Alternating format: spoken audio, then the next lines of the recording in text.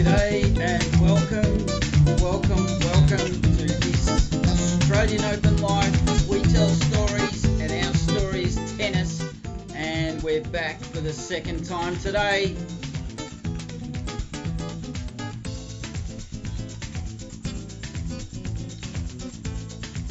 Yes, returning after the lunch break.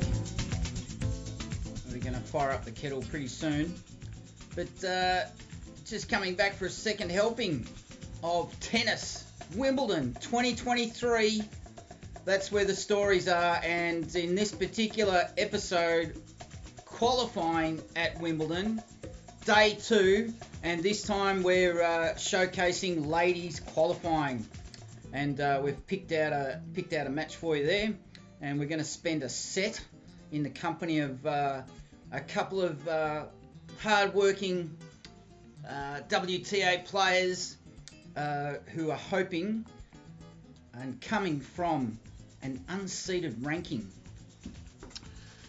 that they'll be playing for a first round win, and to get through 3 qualifying matches in a row, I think is the same as the Australian Open. I might be wrong. I haven't delved that deeply into qualifying at Wimbledon, but that's all right because it's only day 2, and yes, they are playing for sheep stations. The loser, everything stops for them, and the winner goes on to the next match. So yeah, hope you enjoy this presentation. And if you weren't with us this morning, if you haven't seen our preview live stream from very early this morning, this Australian Open Life is experimenting with different formats, different ways of keeping our content dynamic and flexible, and adapting to hopefully we can skill ourselves up to be really responsive, and make sure that we can get the content coming out at a speed that also matches the speed of the tournament, which for a little boutique production house like Wise Words Media, it's a pretty big job. So anyway, we're about to begin proceedings proper. So if you haven't done so already, boil the kettle, get a couple of snags, whatever it is that you need to do to get yourself through this very dreary Melbourne day, which I think has struggled all the way up to around about 12.7 degrees. But over in Old Blighty at 3 a.m. on the the weather register, it's cloudy, 18 degrees, humidity sitting at around 90%. And Sunday in England will be a very nice, balmy 23 degrees. And the poor old Poms, they're doing it tough this year with this summer with the weather already. But we know what that's all about, hot weather in Melbourne.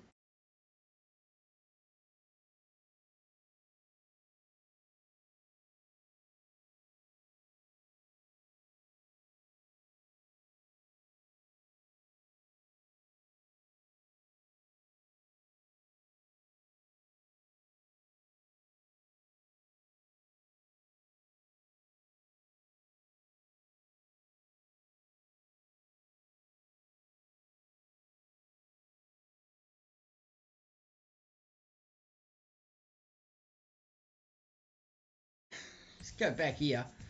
Chat amongst yourselves for 1 second.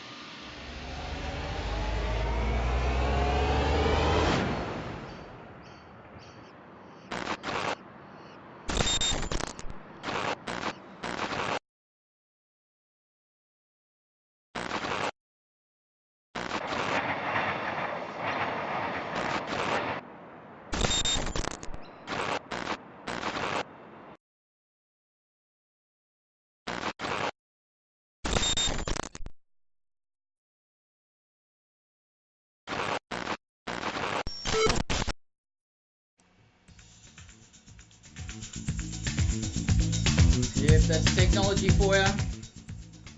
So we're not going to muck around. We're going to go straight into the ladies'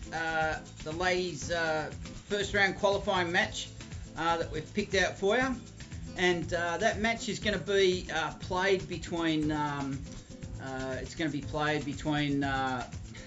It's going to be played between the Korean Nale Han from Korea, and she's up against Yuri MIYAZAKI, who actually is domiciled with Great Britain.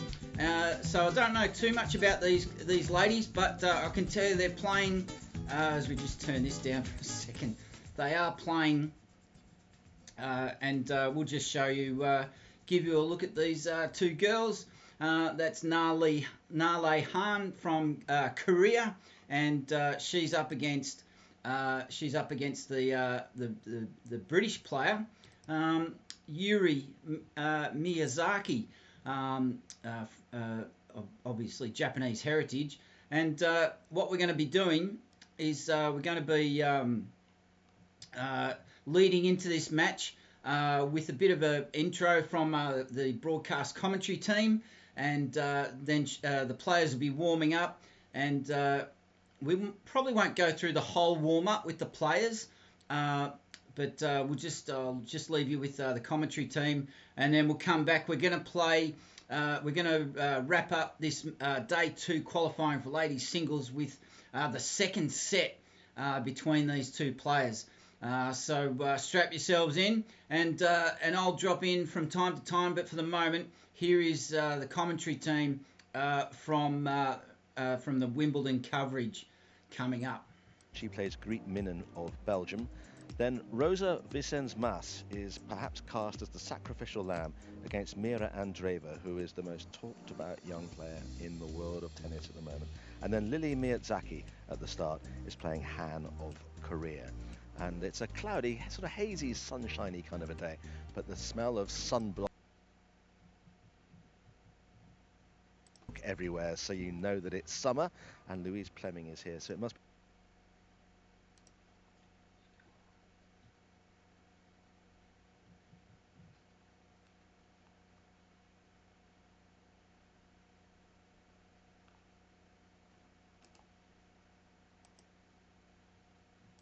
be summer, because that's when you come over from Oz.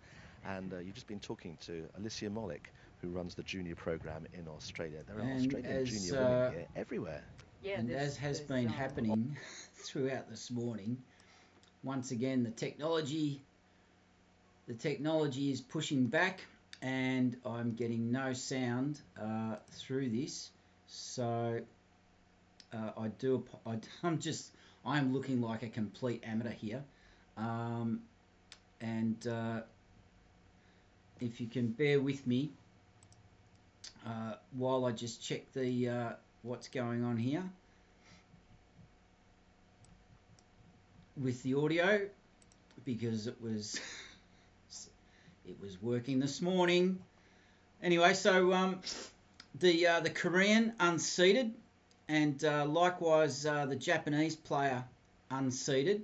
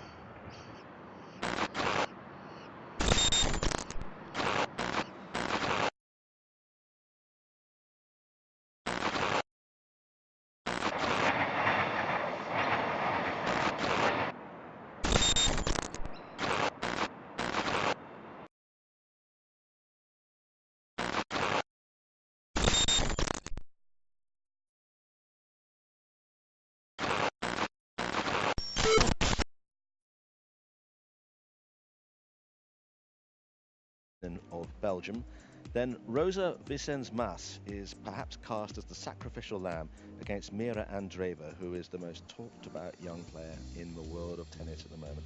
And then Lily Miyazaki at the start is playing Han of Korea.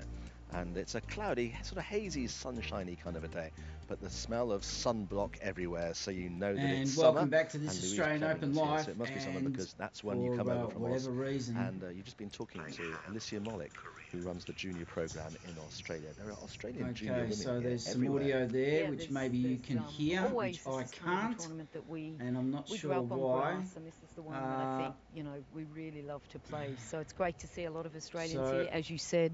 I am going to yeah, I think we've got some good ones. Again I think Sean, with this. Storm. Hunter is going to do very well. Watch out for her. That is a great name as well, Storm. Yeah, I mean, the headline writer's joy, isn't it? Talking about young players, though, who've got the world at their feet.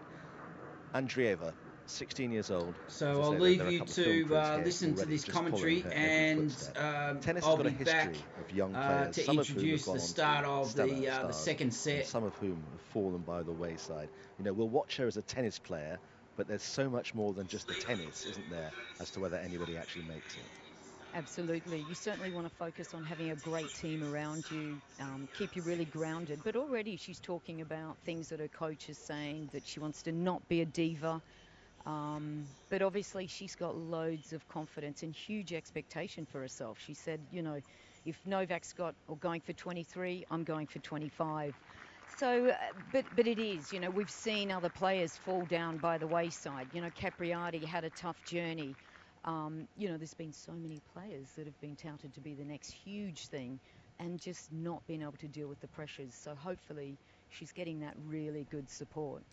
What do people say on the tour about how good she is at the moment? Yeah, I think they're saying, you know, is she the next Martina Hingis? You know, put her in that kind of category. But she's got this great intensity when she's on the court, great focus. And really it comes down to self-belief. She's got all the assets to be a great player, but from the age of 16 for the next 4 years is just so important for her and her progression and her journey. Vix meets his family, cooking family, chef family, and his family. That's my. Behind us for the first match, just before we talk about them, though, we ought to mention Eugenie Bouchard for marking people's cards for later on if they want to watch. I mean, a lot of people, I think, will be very surprised she didn't get a wild card into the main draw, and yet here she is 9 years on from playing in the final, going through the grind and the trauma, if you like, of qualifying. That shows you how much she wants to be in the main draw next week, doesn't it? Yeah, absolutely. To look back at 2014 and now it's 23. 9 years of trying to put things back together, and she's back here. That year was probably the most phenomenal year for any player. I mean, the finals of Wimbledon, semi-finals of the Australian Open, semi-finals of Roland Garros, just a phenomenal year to finish at number 5, and here she is back at Wimbledon qualifying. I think, you know, these are the sort of stories that these people that are walking around here, they want to see, they want to be a part of it, and I think it's fabulous. And thank you to Wimbledon for not giving her a wild card into the main draw. Sorry about that, Eugenie, but... Can I just say one thing just generally about this? Because we were talking before we came on air about this qualifying competition and how this is very different here compared to the other 3 Grand Slams. So for people watching around the world who may not have experienced that, just explain why this is unique. Yeah, I think it's so unique because when you come here, it's a very open field. You go to other Grand Slam qualifyings and they're all at the stadiums where the main draw is being played. Here, this is a makeshift in a way and brilliantly put together, but there's so much open space, so much transparency between the coach and the players. They're sitting around having that pre-match chat, post-match, you know, whether it's happy or sad, you see the tears. You really are a part of it. And yeah, it's really palpable. You really do feel the pressure, the excitement, and everything that happens. It's just all open for everyone. I love it. Yeah, absolutely. That is one of the great things about it. And the key thing is as well, you see all the warm-up routines that everybody goes through. You can actually see their preparations up close, rather than being locked away in a gymnasium or wherever it might be. Yeah, absolutely. All the other ones, all of this goes on, you're right, in the gym, in the locker room. You know, you're having private conversations. You don't really feel that sense of what's going on. Now, behind us, we've got Lily Miyazaki from Great Britain and Jeremy Bates, actually, and colossus of a figure in British tennis over many years, is sitting here preparing to watch her. Thoughts on this opening game? It's going to be a tough one. They're both 5'5". They both play very similar style of games. But Lily has had a terrific run, got to the semi-finals of Surbiton. I would think she's had more kind of time on the court, and I think that's going to serve her really well. Whereas Lee Lena has not had that time. She's only played one match. She's come from clay. So, that's going to be the difference. I think we're going to see a lot of shot making out here. It's going to be a great match, but I think the Brits going to get through. And one of the interesting things, because it's the women's today, I suppose it was the men's yesterday, walking around the grounds here yesterday, I was struck by the fact I was looking desperately for somebody who was in qualifying yesterday who was less than 6 feet tall, without any success at all. I mean, if you're not 6'2" in the men's game, you're kind of not at the races now. And I think it's great in the women's game that you've still, it's not, the physicality, if you like, is not preeminent. You've got to be an athlete and you've got to be a tennis player. And if you are 5'5", 5'6", you can still get away with it. Yeah, absolutely. Look at Jessica Pegula. She's number 4 in the world. She's not a tall girl. Coco Gauff is not a tall girl. Ash Barty was 5'5", 5'6", won Wimbledon just 2 years ago.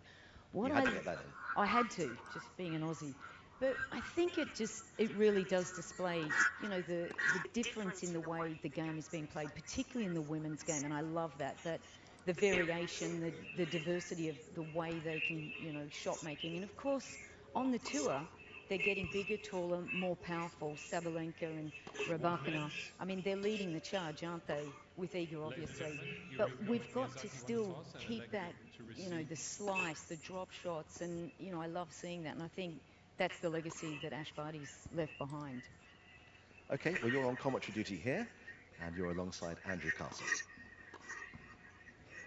So here we go. Nice to see some shadows here, but high cloud cover for the most part of the day expected.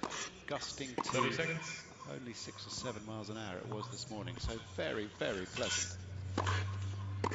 Conditions set fair. Look, the great challenge in these matches is to retain control of nerves, getting into a winning position. I mean, the women's is different than the men's in that every man serves absolutely massive these days.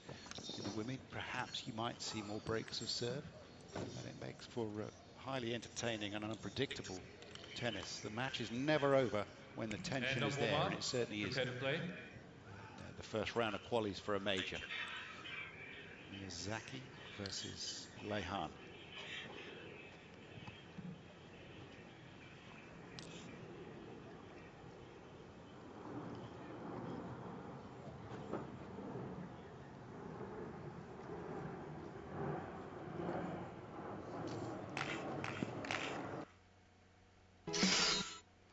Okay, welcome back to this Australian Open Live, and I hope the introduction there to the match by the professionals made up for the sloppy start, the amateurish start by the production crew here. But we're just going to change it up a bit. That was Hahn approaching the service line to open up the match. And it's got to be said that this qualifying day 2 for ladies at Wimbledon, the sun was far more prominent for this opening match than it was for the gents the day before that we saw. So the crowd there were dressed appropriately, and obviously enjoying the outdoors a bit more. And we're gonna switch it up a bit here, and we're gonna start with an introduction to these players this time, and just briefly go through their profiles for you. We've dug these out, and I want to share a bit of information about these ladies that are up in this round 1 match. And hopefully you can see, I'm just going to check the screen just to see what's going on. There it is, it's popped up. Oh, let me breathe a sigh of relief. I'll have a cup of tea to celebrate. So we've dug out some information for you. like it's all there. It's out in the public domain. This information, but why let us do all the hard work for you? You don't want to be wasting your winter weekends trawling and trolling and flipping and flopping through websites and apps and this and that and the other and social media pages, and let us do all the hard work for you. So here's just a brief summary about Nale Han, Korean. You can see she's been playing for quite a while, and we thought we'd just get up her what she's been up to in 2023 leading into Wimbledon with the most recent results up the top of the page. Her ranking should have got her into the main draw, you would think, at 96. So look, I'll be honest, haven't done research to find out why she's not got into the main draw. But anyway, she was over in Italy that is Italy, I think. Yeah, Gaba, Italy. Lost in that first round to the Chinese player. She made it into the qualifying at Roland Garros. No luck there. And there's a familiar name for anyone that's been following this Australian Open life. Now Habino, the Japanese player. We caught up with her watching her qualifying match at Melbourne Park 2 years ago. And she was back again, I'm pretty sure, last year. And although I'm glad to see her name there now from Japan, and I'm a bit sorry to see she's still having to play qualifying. She's a very good player, very zippy around the court. She doesn't mind volleying, and the grass should suit her. I haven't checked to see if she's in the draw here at Wimbledon, but you can see she got through her first qualifying round match, defeating the Korean player there in 3 sets, 6-4, 3-6, 1-6. And Nale Han, the South Korean, she was also playing in Japan there, you can see. She was playing in Gifu and also Osaka. Did quite well in Osaka. And actually there you can see she's... there's always an Australian popping up in these tournaments, these ITF tournaments and Challenger tournaments. And Madison Inglis, she should also be in the main draws. And I can see she's fallen back to a ranking of 297. But the Korean... unable to get over the Australian in the final, so that was a tournament win for Madison Inglis. There you go, I didn't know that. Back in April this year, the Korean lost 3-6, 6-7, went down in the second set tiebreaker, and another Japanese tournament, actually 2 more. So you can see there, we won't go through too much of these, but it's just what we like doing here is... Just giving an insight into these players that are off Broadway, outside the top 100, because I tell you, if you're ranked between 101 and up into the 600s or 700s, you're doing it tough. And if you're in the top 200 in the world, you're a good player, but you still got to battle your way into the main draw of the tournament. And just look at the kilometres Nale Han from South Korea is at to cover. She's in Japan 1 week, Kazakhstan the next, and again, and then to Thailand, and all the way back to the Australian Open, where she got as far as the second round of qualifying before she got defeated by, well, that'd be a Russian player there, I'd say, because the Russians and the Belarusians weren't allowed to play under their country's flag. And we'll just go across to look at her opponent, Yuri MIYAZAKI, who Japanese heritage, but no doubt. Just give me 1 second. This technology. Yuri MIYAZAKI playing under the flag of Great Britain, and she's well down in the rankings at 242. And you would think that this Yuri would be struggling against the South Korean. So let's see how it pans out. But her lead up to Wimbledon, she played at Ilkley, and she also played at Surbiton. Did quite well at Surbiton at the ITF tournament there. You can see she got up to the semi-final there. It looks like she had all British opponents. A good win there in the first round against Jodie Burrage. And she also had a crack in qualifying, going down in her first round qualifying match for Roland Garros, defeated by an American there, and she's been plying her trade, bouncing backwards and forwards between Europe. You can see she had a second tournament there and lead up to Roland Garros, a tournament in Florida and Virginia, another one on clay in South Carolina. Didn't know there was clay courts in South Carolina with tournaments, but there you go.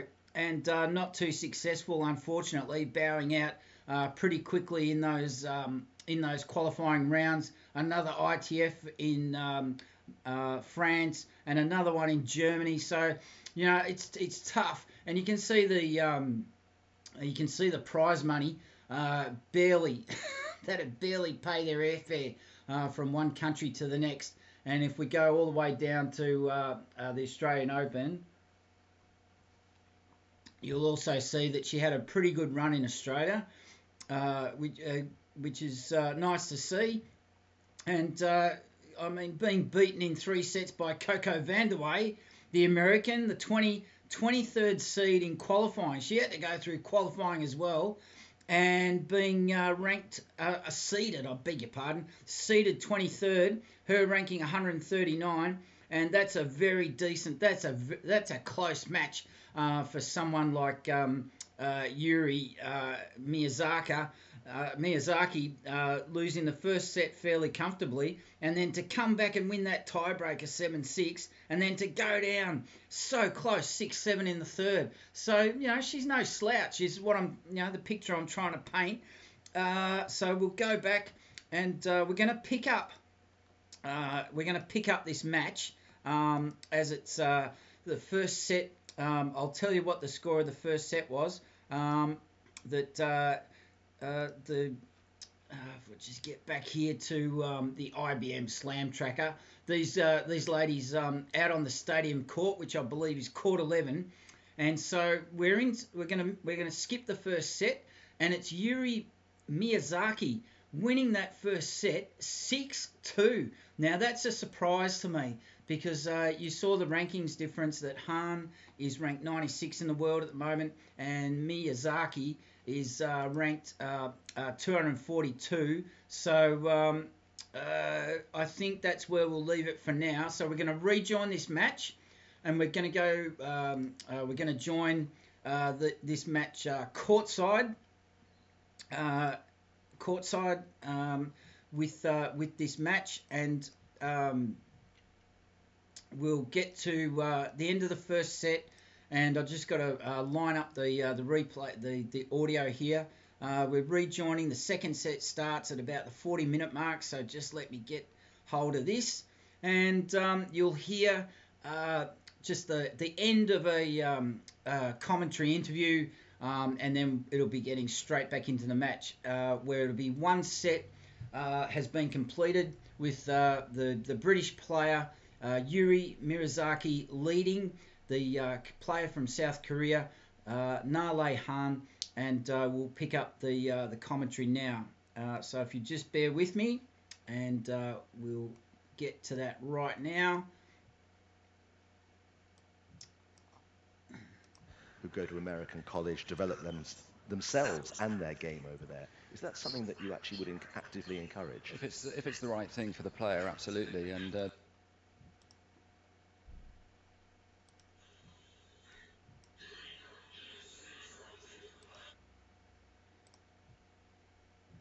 she's been involved, so you're right, people mature at different rates. There's no natural gravitation from junior to senior.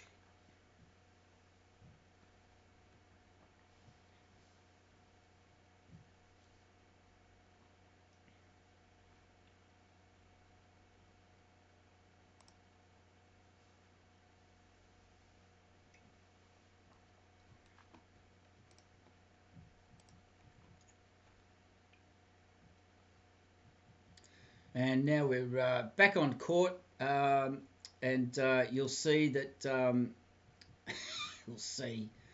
Oh dear, I've just lost my vision for a second, and you'll see that it's Han serving, and just about to start serving for the second set, with Miyazaki leading 1-0. And what I'll be doing is I'll be dropping in and dropping out from time to time. I will have the audio down on the streaming studio. So if I'm talking over the commentary team, I apologise. Because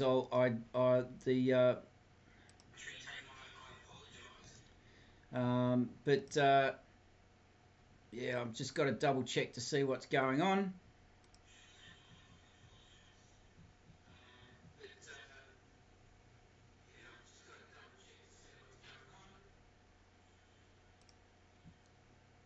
Who are out there now. There's a lot of very good young Czech players.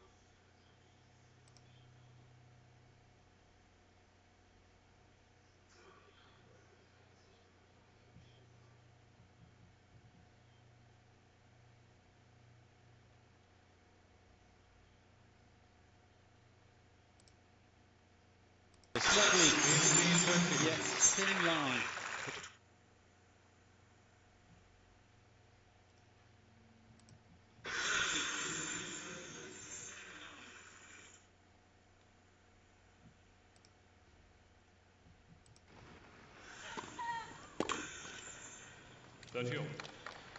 Next up on this court, I want you to stay here and watch Mira Andreeva. You won't see her in qualifying again for a couple of decades. She's 16. She was born in 2007.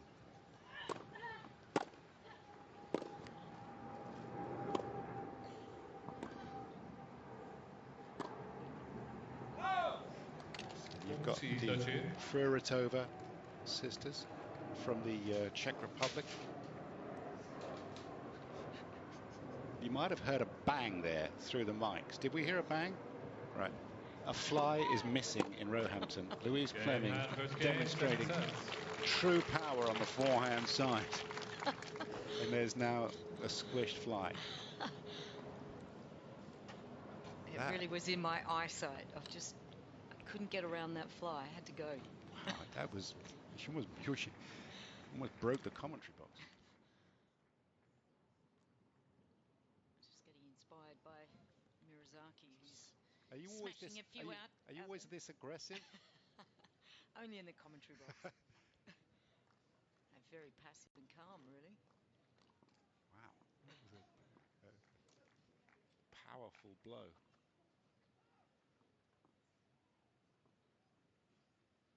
Okay, so what pattern are we going to see in this second set? First set was all about MIYAZAKI getting it right. Now, what have they learned about each other? How does the game change?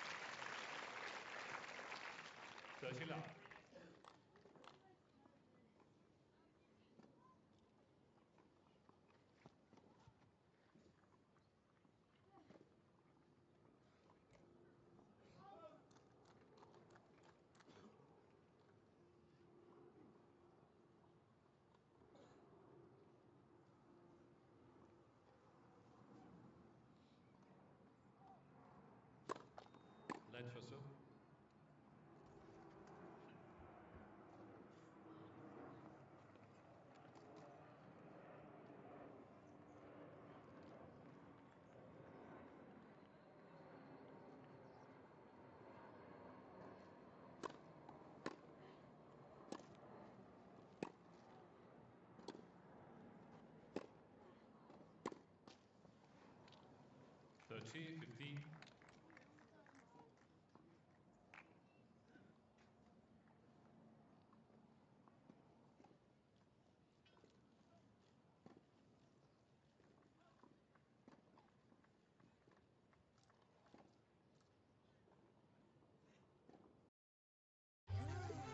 Playtime.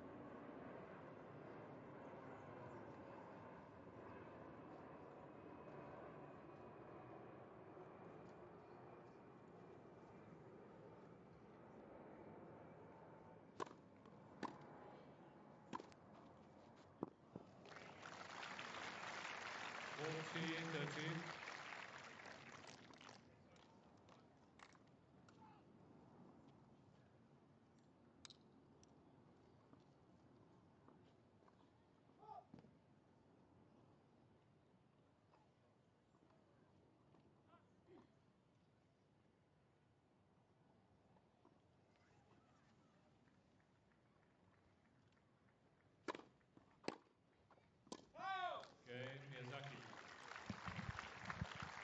One game off. So, maintenance of the momentum there for Miyazaki.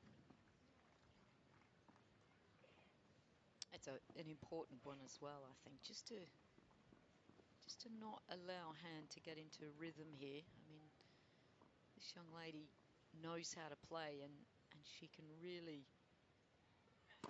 do some special things with the.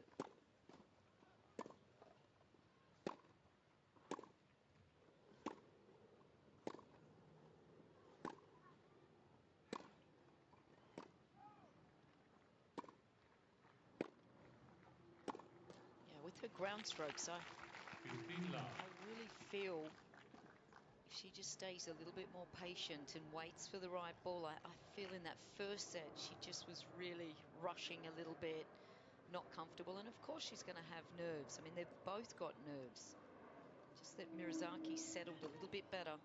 Yep.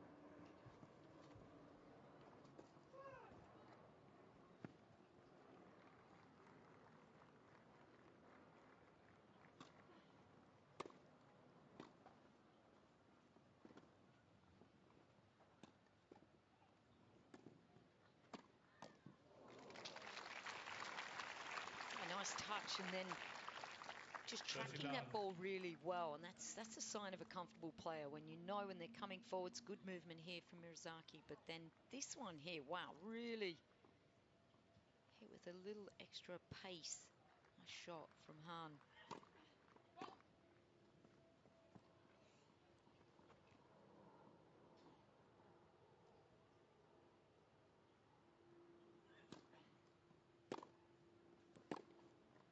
Oh! 30-15. Oh, that looked nice, and she was just putting her fingers up for showing centimeters how much she missed that, but she really doesn't need to go that sort of big shot. She had plenty of space to hit into there.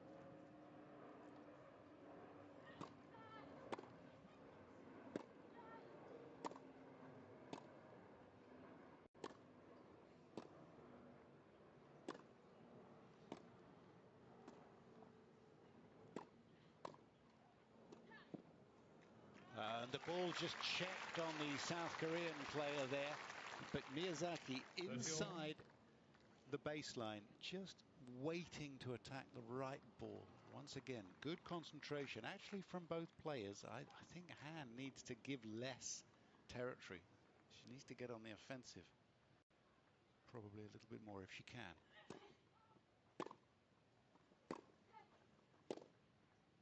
40-30.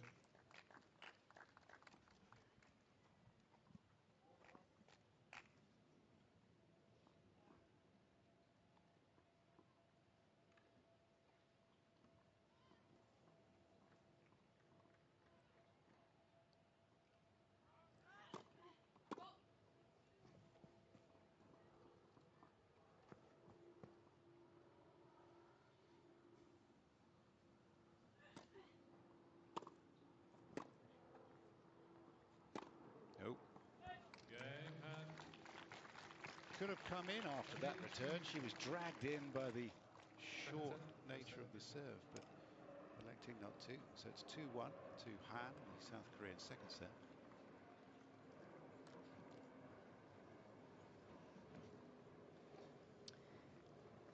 Perfect conditions really to play in, isn't it, Andrew? I mean, the sun's not bright. You've got a little bit of cloud cover, but it's cool out there. It's absolutely Lovely day stunning. for it.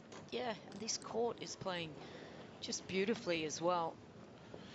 Have a look at some of the individual style of Han here. This is the serve, doesn't have an awful lot of through to it. There's the double-handed backhand. On the forehand side, the left hand is at the bottom. It looks like a backhand, but she sort of flings the racket at it, and the right hand comes off it as she drives through. Double-hander on the backhand side this time. She's got the slice as well, if she wants to, on that backhand side, and here it is. Just coming across the ball there when she's pulled out of her comfort zone. Time. There's that forehand backhand thing again, which works pretty well. It's got a lot of power to it through the hitting zone. All in all, it's an absolutely unique. Henry.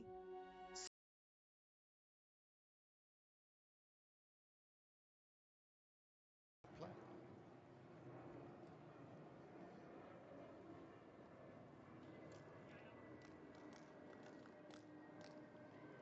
First round match, and fascinating contest this. Top order of play, Jeannie Bouchard later, and Mira Andreeva, this 16-year-old, next on this court.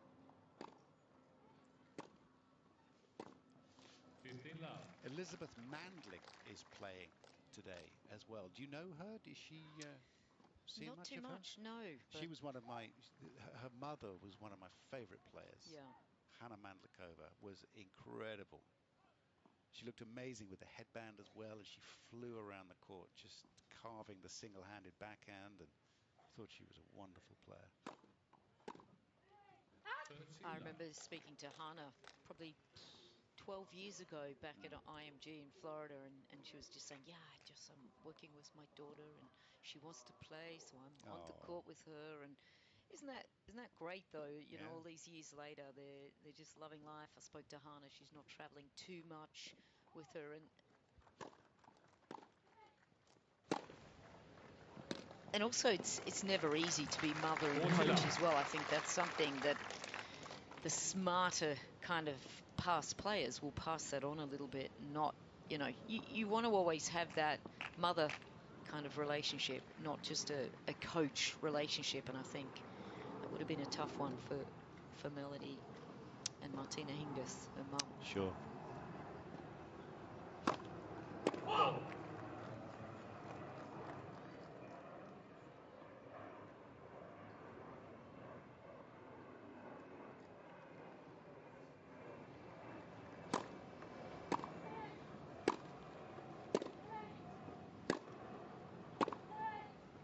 Game, MIYAZAKI.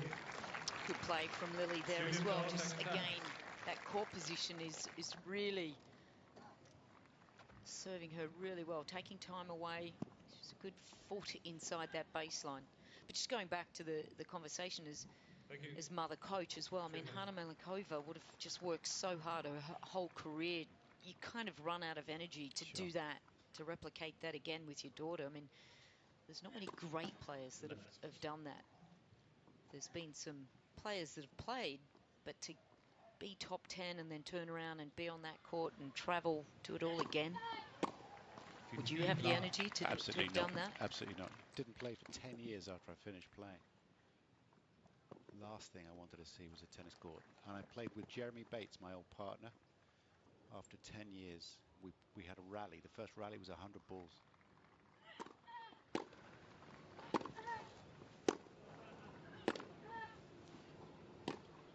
That's more than what you ever did. Oh, that's in. That one isn't. That's a double bounce. Wow, that was good. I thought that was going long. Yeah. But 100 balls in balls. on a rally. Well, that's Beatty and I could rally probably forever, and I started laughing halfway through the rally. I fell back in love again with the game, and yeah, it's a beautiful game.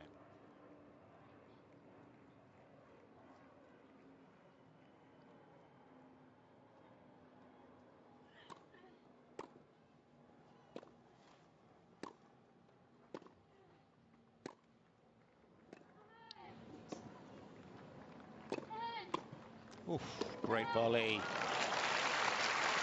Little pirouette at the end of that. The down the line pass was quite strong. Very big point at 15 all. 2 all second set. Already won a set. This is the pass. And that is good work.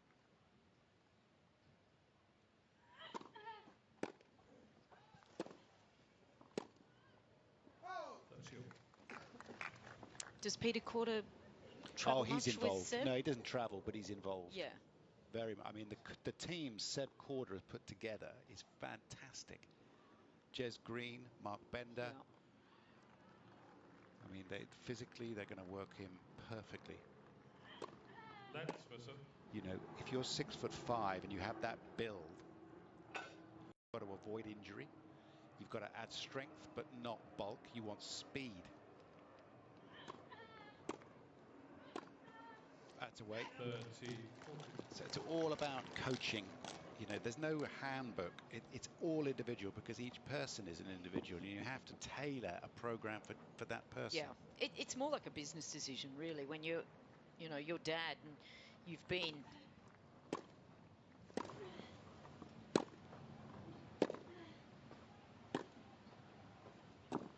That's the break.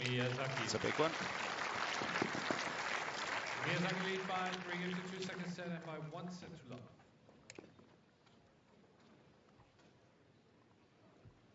Pretty impressed with the composure. It is very much a business decision when you're putting the team together. And, you know, Seb Korda has Martin Stepanek and Radek Stepanek working with him. On the tennis side, Mark Bender is chiropractor, physio, but all-round health guy. Really well-read, well-educated in all matters physical, probably particularly with men. And Jez Green has worked with Sasha Zverev, who's a similar build to Seb Korda, and put a lot of muscle in. He's put on 5 kilos between February, when he had a wrist injury, and now. So, you know, he's a long-term project. They think he's 2 years away. So everybody needs to have a kind of a thing they're aiming for. And does Korda want it? That's absolutely key. Does he want to do this work? You think it's easy to put on 5 kilos of muscle? It isn't, but he does want it. So this is what you look for in all these players. Do they want this? Are they prepared to sacrifice it? What are they like? Are they complicated? Are they more simple approach to life? Man, it's a puzzle. It's a puzzle. It really is.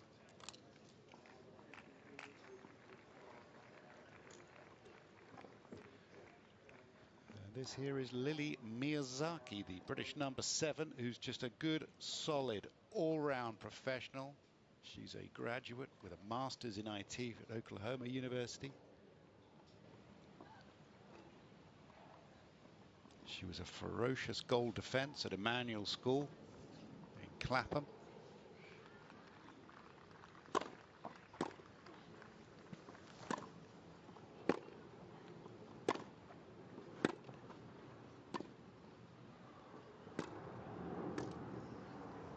That was an odd point to begin the game with. She drove a forehand with backspin. And the last volley was just too big a swing, almost like she was trying to cut across it. Setting a break up, do the basics.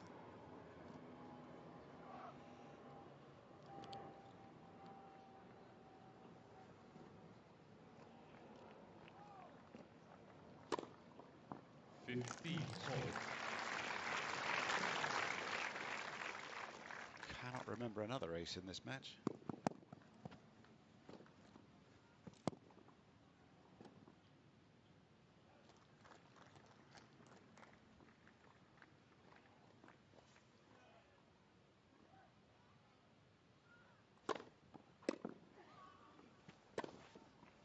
A nice 1-2 combination, good serve, return in the middle of the court and then playing open. Nice pattern of play there from Lily, just looking really comfortable.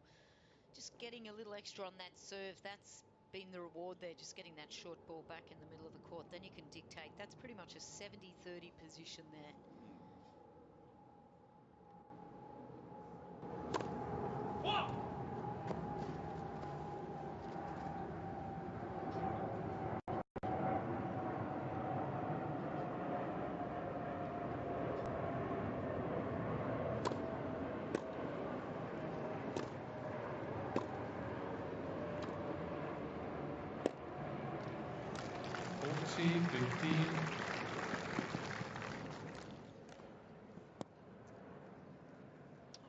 Really just hold serve here. She's got a little stamp on this match.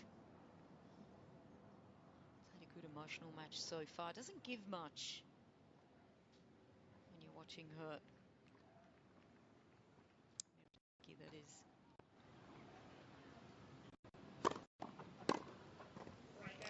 She was nervous before the match. Very comfortable. At 10:15, they took to the court at just 3 minutes past 11, but she was very, very comfortable to stop and remind me that she won when we played. And yeah, it's funny. Some people, I mean, she's just looking forward to it, let's be honest. Yeah. Why not? That hurt your feelings that she reminded you that she beat you? Yeah. Cheers. I'll work on your confidence throughout the day. Must have been my partner's fault.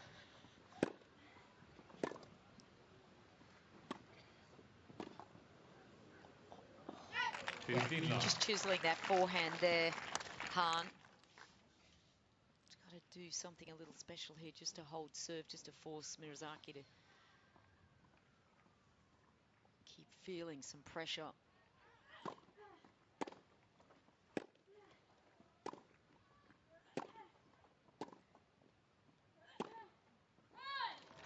Develops that back absolutely beautifully. I can't believe I ever see her behind the baseline with ground strokes like this. She looks so comfortable maintaining her space and coming forward.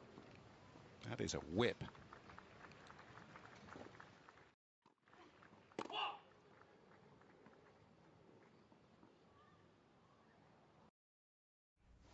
Oh,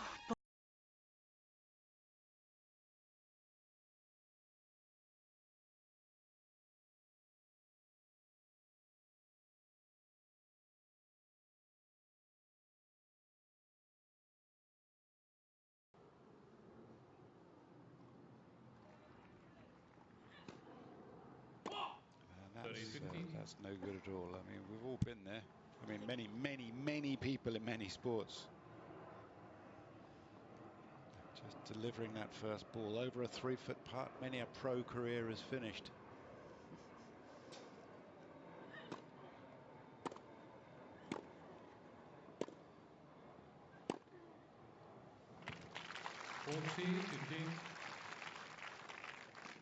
Ranked the higher of the two. Han ranked 189th. Lily MIYAZAKI 242nd in the world.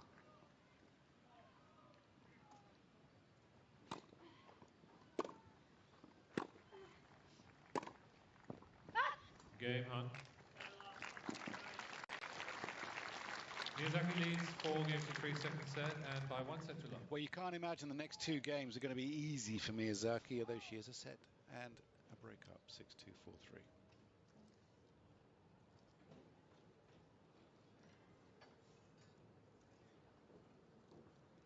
Looking at Wimbledon last year, she was in the draw, MIYAZAKI. She lost to Caroline Garcia, 7-6 in the third. It's good, isn't it? That's Garcia is number 5 in the world now. Yep. I think she's got the second most aces. She's been on a really good run. Again, another big power player, so she's obviously quite good at running down balls. And I think, you know, when you're 5'5", you've got to have what is your best asset, and movement, and being able to neutralise have got to be your two best things, and clearly she can do that quite well. Just, yeah, she has not quite gotten into this match just yet, though, Han.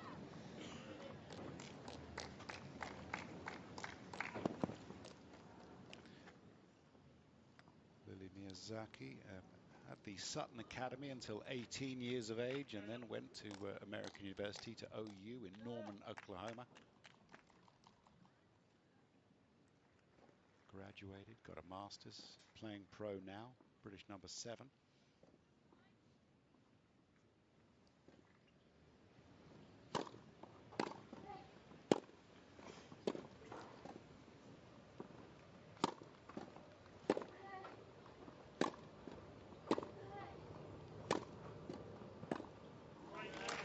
Nicely done.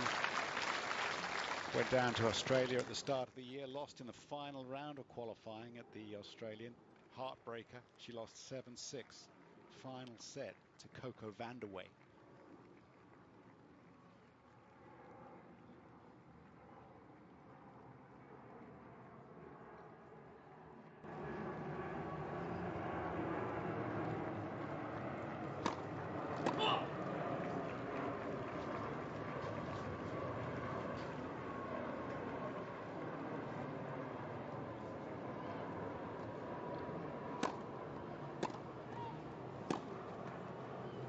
Oh yes, beautifully done. Taking the ball early, Han probably quite surprised by that. Left foot plant. Absolutely nailed it.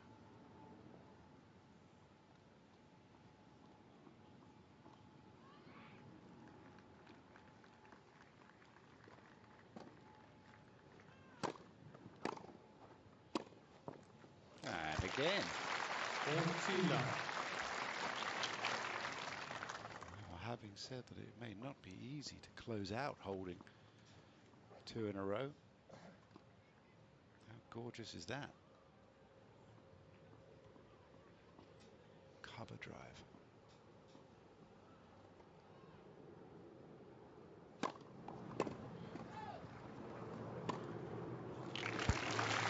Four straight, 5-3. Closing in, new balls next.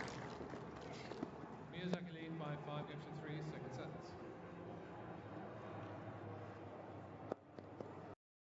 Hey, it's me. You're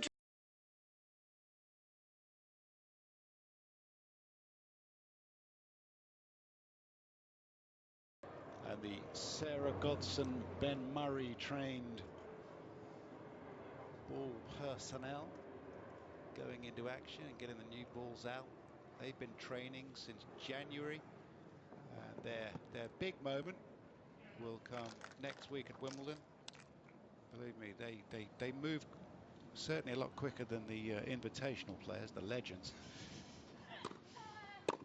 15 love. Is that including yourself? Oh, they sprint everywhere. Unbelievable. Just relax.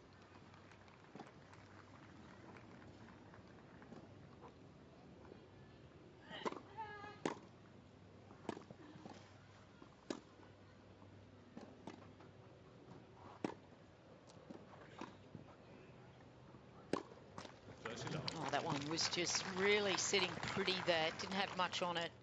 Just went a little too flat, a little bit close to her body. But she's been very vocal. Reading some of the things that she said when she's done well up in Surbiton. She just doesn't really get too phased out there. She says she doesn't get too nervous, so that'll be serving her well at the moment.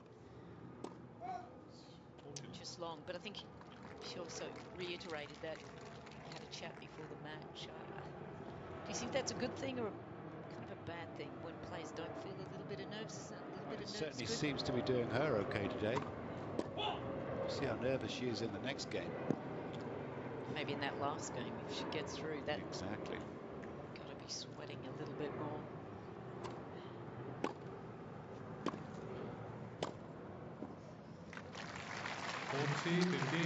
Nice to get just 1 point even in a game before you go out to serve. You don't want to have 0 momentum going into the most important game of the match.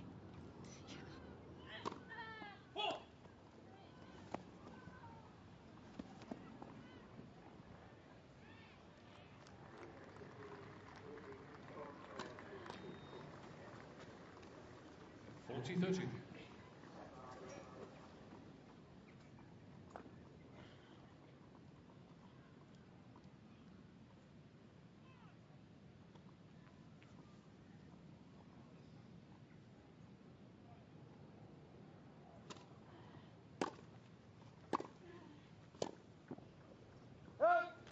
Game on.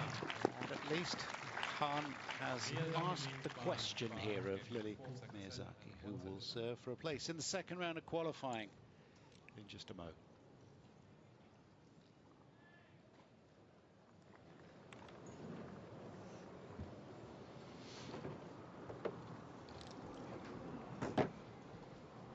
Just a reminder that they're not just playing for fun out here. £12,750 goes to the player who loses this match. A guaranteed £21,750 to get through to the second round, and even if you lose that. So some big money in the qualifying, much bigger than regular WTA tournaments that these players would be playing in. But it's a chance to get into the Wimbledon main draw, which is the big deal. Time.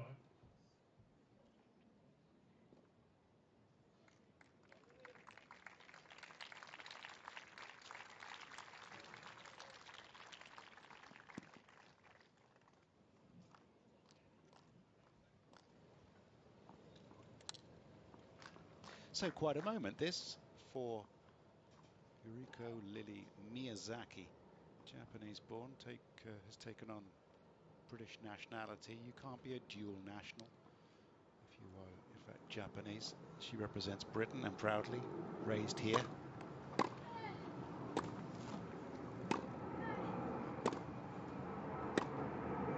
Oh, and that'll be a lovely start. That'll feel good. An error from her opponent in the biggest moments.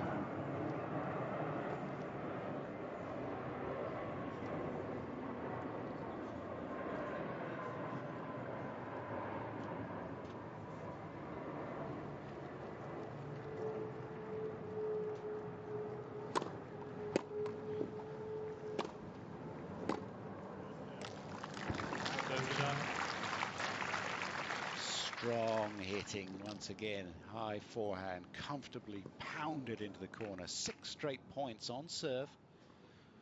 Han, South Korea, running out of time.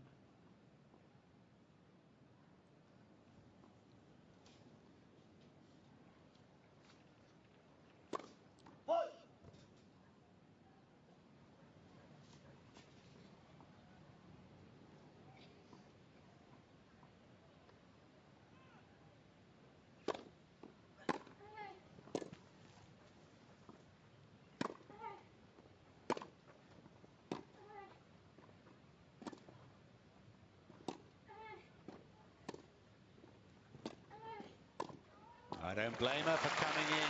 She waited her time, patiently carving the backhand down the line. And knocking the volley off. 3 match points.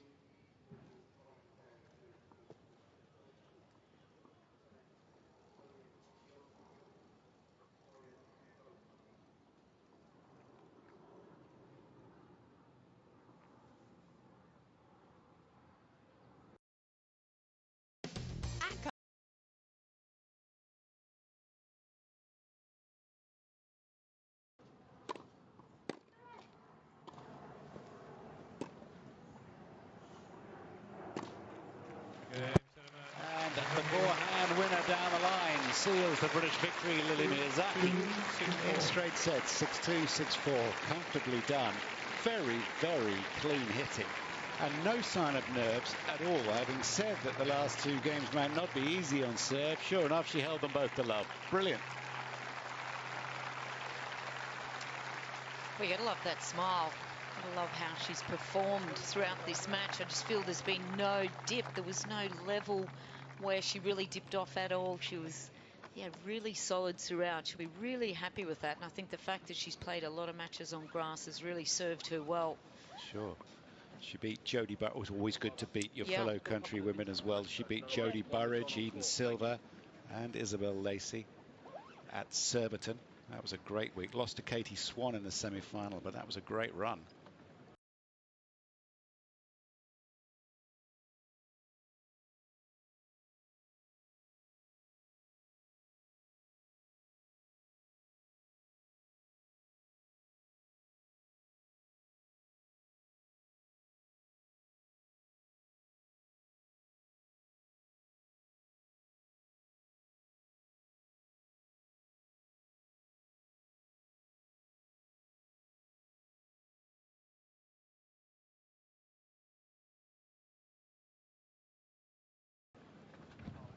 And no good today for the South Korean player. Han goes through to play Wan Yu, the Chinese player, the 11th seed. So things are not going to get easier for her, but how nice to be able to see someone that we otherwise might not over the course of enjoying tennis coverage around the world. Let's see what she has to say, talking to John Infidel. Lily, you showed no sign of nerves there, and you just closed it out like a seasoned professional. What was going on inside, though? Were you a little bit nervous? Yeah, for sure. I definitely felt some nerves towards the end. You know, it's my first win at Wimbledon, so yeah, it was definitely a bit nerve-wracking towards the end, but I just tried to focus on my game and holding on my service game, and I think I did that pretty well. During our commentary, we've been talking a lot about the benefits of going to American universities, which obviously you've done. What would you say it gave to you? It gave to your tennis, but it also gave to you as a person. Yeah, for sure. I mean, I really enjoyed my time out there. I think when I was a student, you know, you experience a lot of things. If I'd been on tour, it's just tennis, tennis, tennis. I think having gone to America, it definitely broadened my horizons. And yeah, I think now I'm definitely enjoying my time on the tour. But it's tennis, tennis, tennis now, isn't it? Yes, for sure. And yeah, like I said, although I'm not like a young, up and coming player or anything, I still feel quite fresh on the tour, and I think that's a good sign. You had a horrible experience in Australia in qualifying, losing so agonisingly in the last round.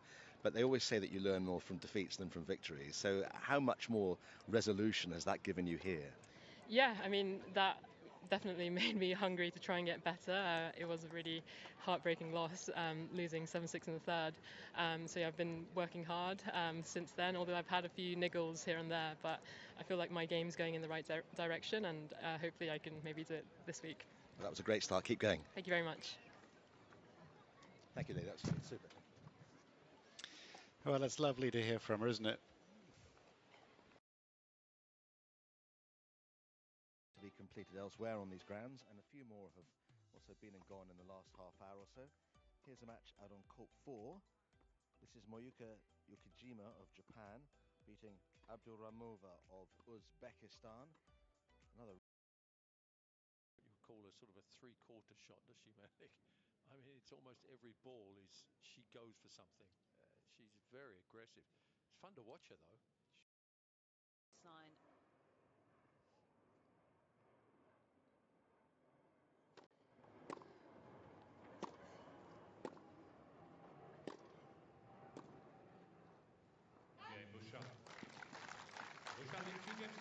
So a good hold there for the Canadian Jeannie Bouchard. She leads 2-1 in this opening set. Have another towel, please. Well, it is really nice to see Bouchard back and, you know, really working hard, playing matches week in, week out. Of course, she had such a long period out with surgery on her shoulder. Big injury for her. Has had to start completely from scratch. Ranking was gone. I think some people would have a raised eyebrow at her not getting a wild card into the main event, seeing she's a former finalist, but that was some time ago now.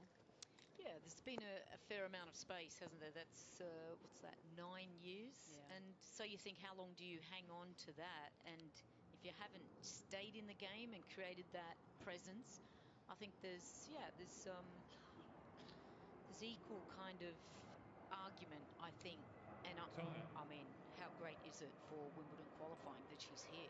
Yeah, great bonus for these crowds, and that's always the argument. It's okay, go and qualify if you belong in the main draw. Then 3 matches and you can get it done. And you've got to think, as much as she has been back, she's got her ranking back up. She last beat a top 50 player September 2020. So nearly 3 years ago.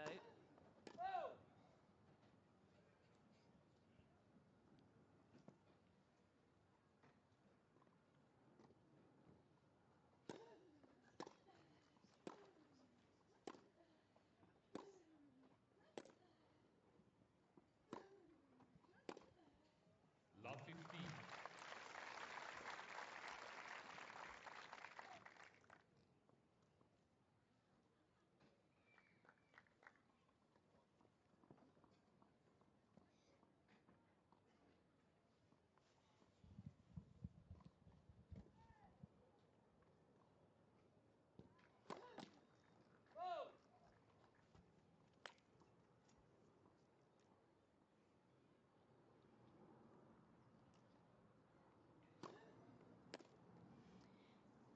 Out.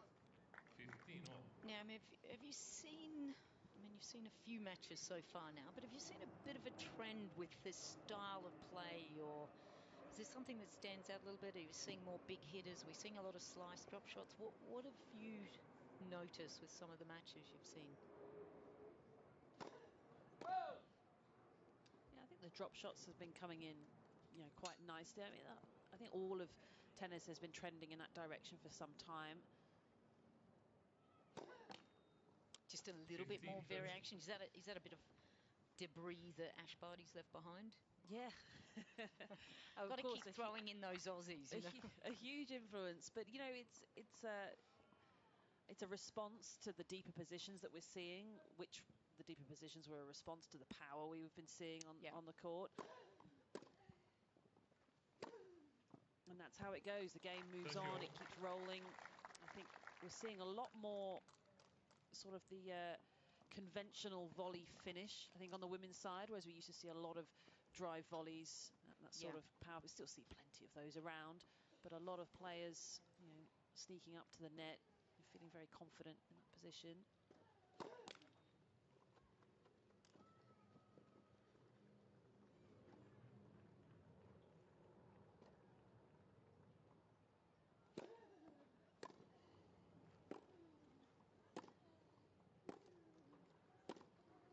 Yeah, the drive volley has almost disappeared out of the game because the ball's coming back Mark 10 all the time, isn't it?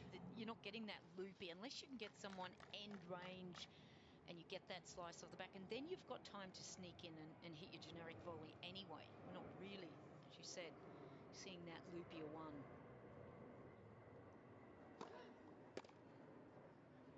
There's the early return position. We'll see plenty of that from Bouchard on the baseline. She will not move. She doesn't, does she?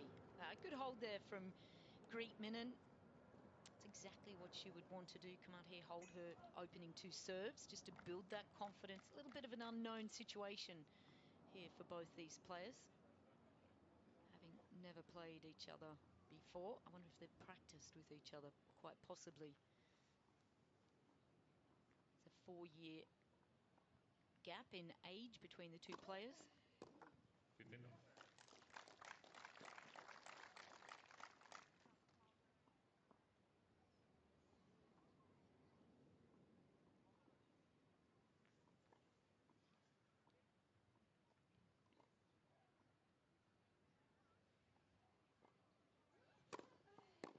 I think we talked about the fact that if you take time away, play quite flat. I mean, kind of reminds me of a couple of players that I'll talk about later, but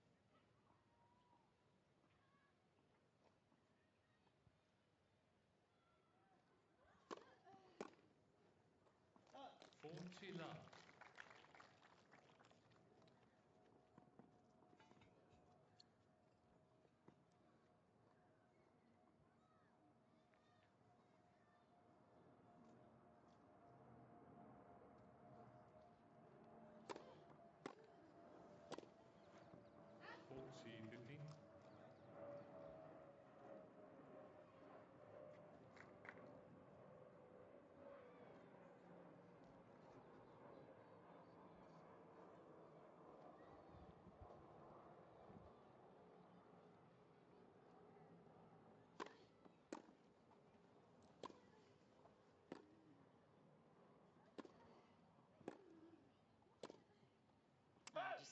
watching that one a little bit late. Good depth again from Minen. Yeah, Muguruza was a player that would stay quite up on the baseline and played pretty flat. And yeah, unfortunately, we're not seeing her back at Wimbledon. She's taking time away from the game. Had a real run of poor losses. Unfortunately, yeah, just did not deal.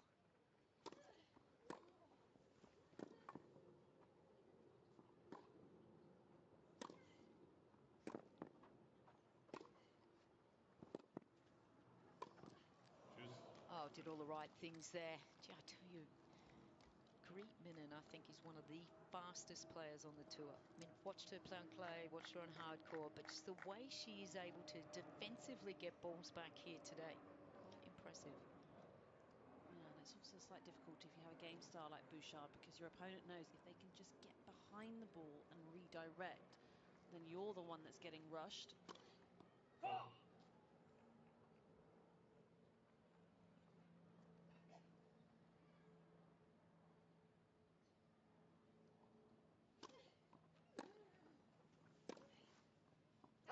That's a